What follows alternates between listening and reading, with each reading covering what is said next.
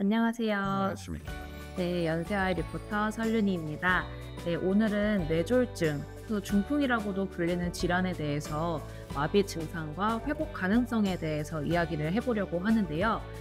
마비가 되고 나서 팔다리가 움직여지질 않아요. 재활을 하면 얼마나 좋아질 수 있을까요? 등의 고민들에 대해서 이야기를 해볼 건데요. 재활의학과 관점에서 가장 중요한 포인트들을 짚어드리도록 하겠습니다. 제 옆에는 오늘도 어김없이 연세와 재활학과 김영빈 원장님께서 나와 계십니다. 원장님 안녕하세요. 네, 안녕하십니까. 네, 원장님. 환자분들이나 보호자분들께서 흔히 말씀하시는 게 조금만 더 빨리 알았으면 좋았을 걸, 이런 후회도 많이 하시고, 갑자기 쓰러져서 몰랐어요, 이런 말씀들도 많이 하시거든요. 근데 정말 어떠한 신호도 없이 갑자기 쓰러지는 걸까요? 아니면은 뭐 뇌졸중을 알기 전에 전조 증상 같은 것들이 있습니까?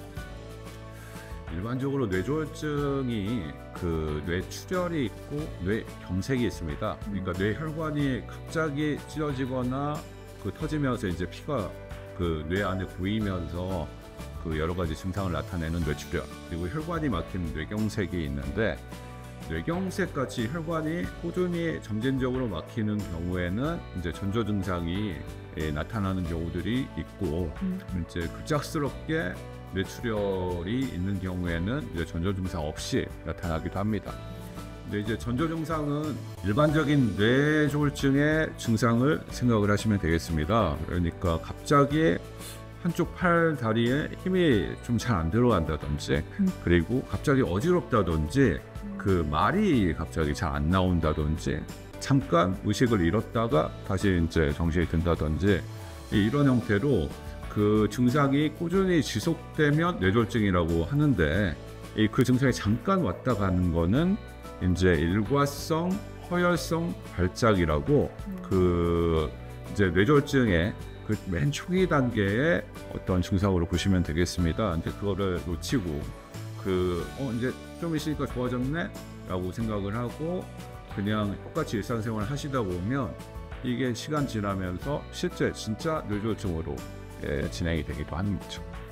그러면은 쓰러지고 바로 병원을 가기도 하지만 점차 이렇게 발전이 되는 경우도 있는 거네요. 네, 맞습니다. 마비가 됐다면 보통 하시는 생각들이 이제 끝났다, 나 이제 마비됐다, 내가 다시 걸을 수 있을까, 움직일 수 있을까, 이런 생각들을 많이 하시게 될 텐데, 그렇다면 재활을 시작해야 되는 시기가 있을까요? 뇌졸중이 생겼다고 해서 무조건 평생 반신불수 아니면은 계속 우리가 일반적으로 보는 어떤 장애를 안고 계시고 힘들어하시는 그런 분들의 모습을만을 상상을 하기 쉬운데, 실제 좀 초반에는 완전 마비 형태로 증상이 왔다가도 적절한 관리와 재활치료를 통해서 거의 정상에 가깝게 기능을 회복하시는 분들도 꽤 많이 계십니다.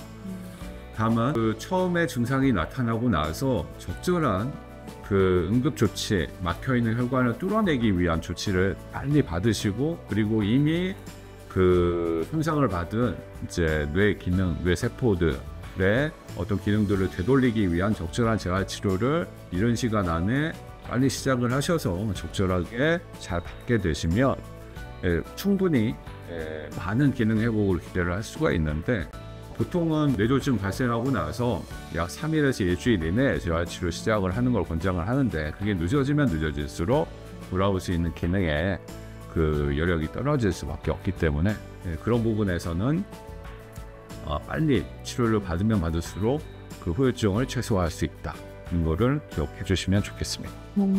그러면 마비가 시작이 되고 재활을 시작을 한다면 완전히 마비가 되기 전처럼 돌아갈 수 있는 건지, 아니면 어느 적정선까지만 가능한 건지도 궁금하거든요.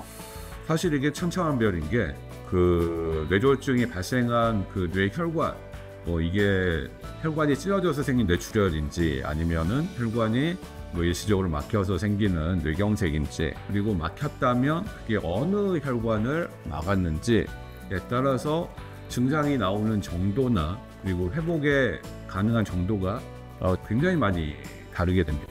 그래서 아주 중요한 숨 쉬는데, 그리고 심장이 뛰는데 필요한 신경이 나오는 위치로 가는 혈관이 손상을 받았다, 그러면은 순식간에 뇌졸중이 오는 순간에 바로 생명을 잃게 되실 수도 있는 거고요.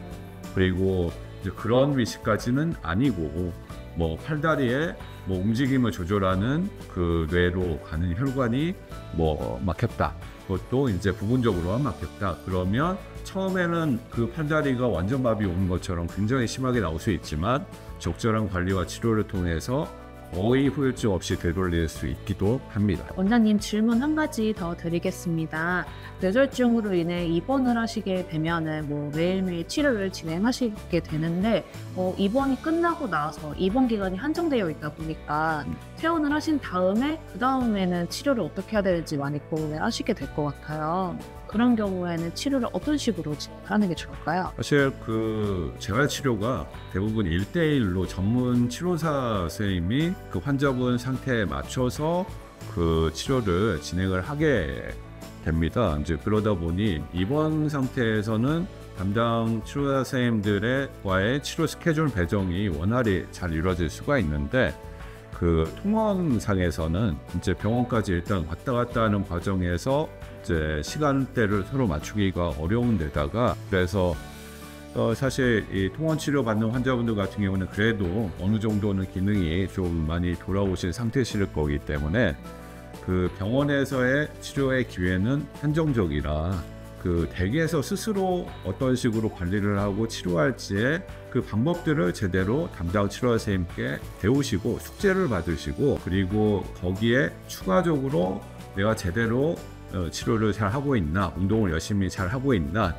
정확한 방향으로 하고 있는지를 그 주기적으로 담당 치료사 선생님에게 병원에 방문하셔서 확인하시는 형태가 그나마 좀 적절하지 않을까 싶습니다. 그래서 저희 병원 같은 경우에는 그러한 형태의 일환으로 그 특히 통원 치료 필요하신 환자분들 대상으로 주기적으로 확인하고 점검해 드리면서 댁에서 스스로 관리하고 운동하실 수 있게 처방해 드리는 형태로 많이 진행을 하고 있습니다. 퇴원을 하고 나서 기능이 좀 돌아오면은 조금 해이해지기 쉽잖아요. 그래도 꼭 기억하시고 병원에 내원하셔서 주기적으로 치료받으시는 게 되게 중요할 것 같네요. 네. 말씀을 들어보니 너무 절망적으로만 생각하지는 않아도 될 것 같아서 오늘 영상을 보고 계시는 뇌졸중 환자분들에게 한마디 말씀드리고 싶은데요. 이거 하나만 기억하시면 될 것 같아요. 포기하지 않는 마음과 꾸준한 재활치료, 이것만 잘 기억하신다면은 삶을 바꾸는 가장 큰 힘이 될 것 같습니다. 너무 절망하시지 말고 다시 일어날 수 있으니까 힘내셨으면 좋겠습니다. 모두 화이팅입니다. 네, 화이팅! 오늘 영상도 유익하셨으면 구독, 좋아요. 알림 설정 힘내세요. 화이팅!